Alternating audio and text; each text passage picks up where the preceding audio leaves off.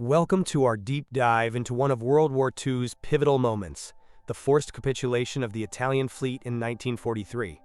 During secret peace negotiations between the English and Americans in Italy at the beginning of August 1943, Lieutenant Commander Stanley M. Barnes, commander of an American torpedo boat squadron, was stationed in Palermo, in the northwest of Sicily.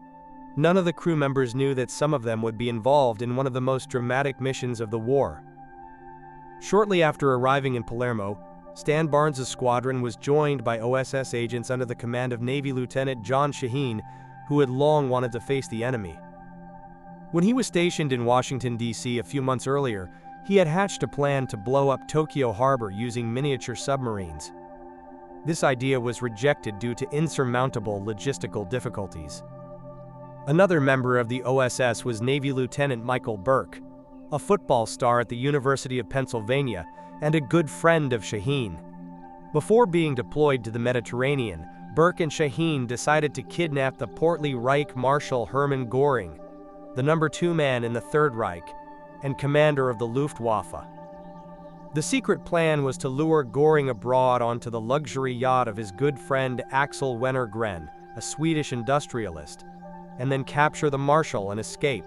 This project had one major drawback. Wenner-Gren was not enthusiastic about the collaboration.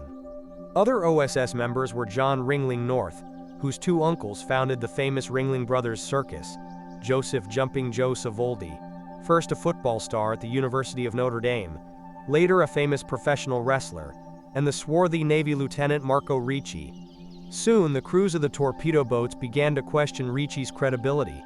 His thinning hair and rough skin indicated that he was too old to be a junior officer in the U.S. Navy. The suspicions turned out to be correct. Ricci was the name given to him by the OSS in Washington. His real name was Marcello Girosi, and he was an Italian who had married into a wealthy New York family. Girosi was supposed to be the pearl of a quiet operation codenamed McGregor. It was a carefully planned and precisely timed operation, one of those that could have shortened the war or ended in disaster.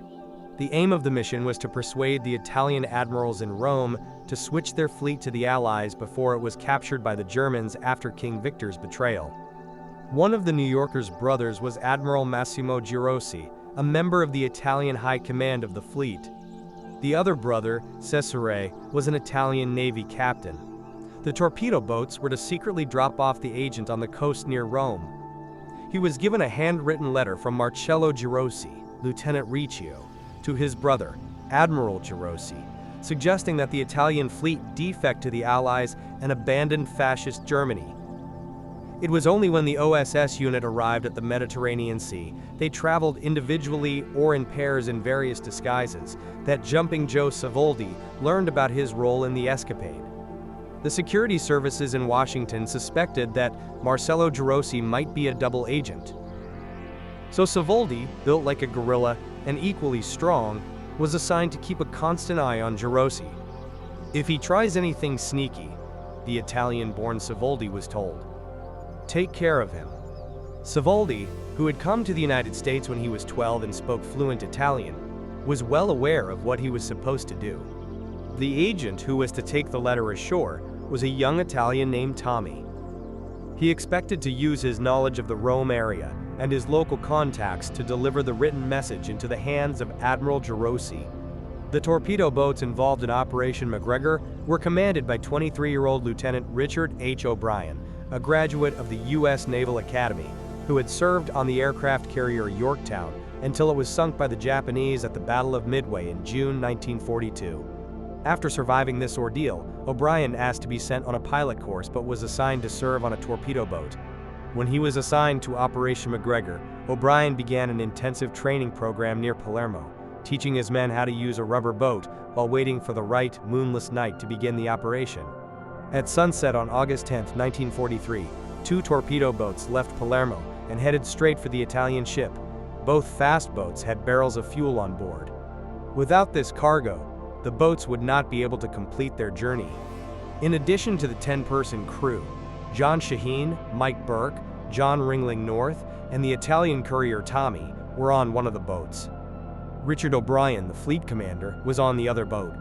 5 hours later, O'Brien realized that the navigator had hit the target squarely, the remote area of the Gulf of Gaeta, about 100 kilometers south of Rome.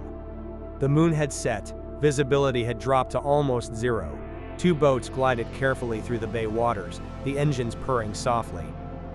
Tommy, a 22-year-old courier, waited nervously on board. He was encouraged to take on the dangerous task by, among other things, Mike Burke's promise that he would be introduced to his favorite Hollywood actress, Loretta Young, after the war.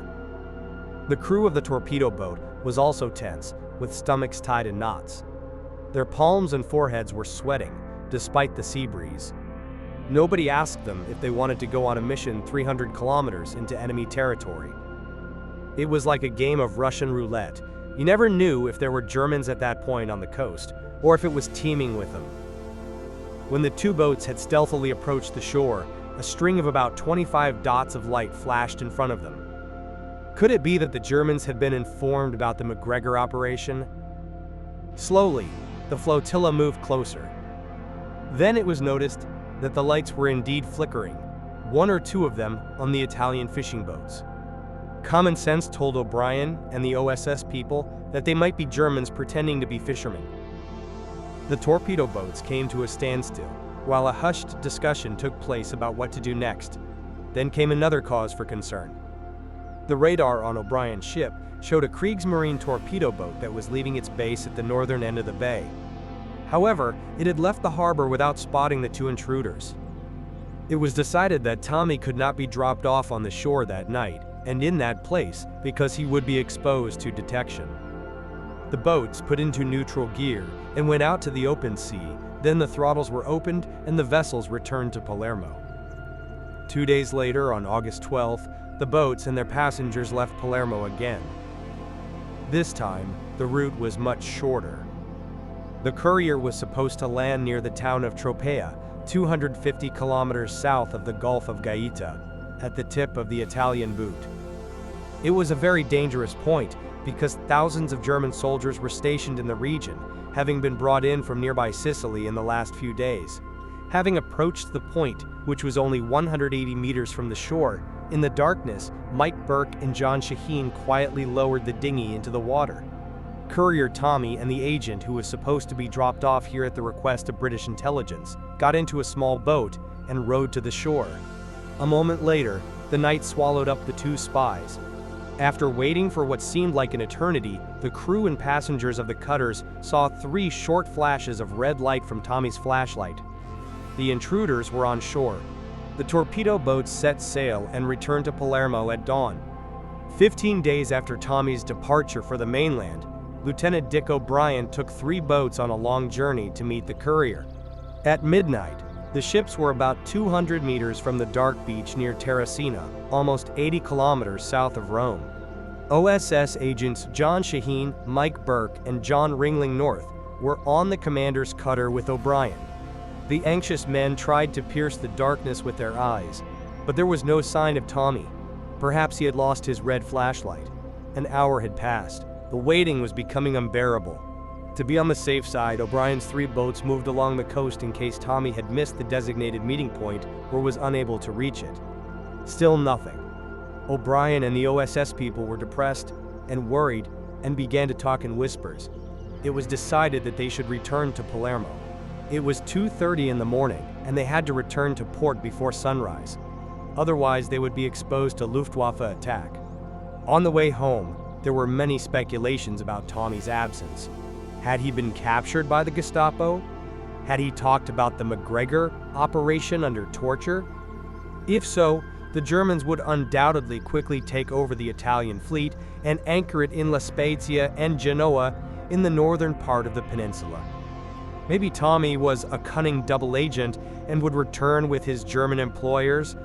3 weeks later, the main body of the Italian fleet, consisting of 6 modern warships, suddenly sailed out of 2 ports to switch to the side of the Allies.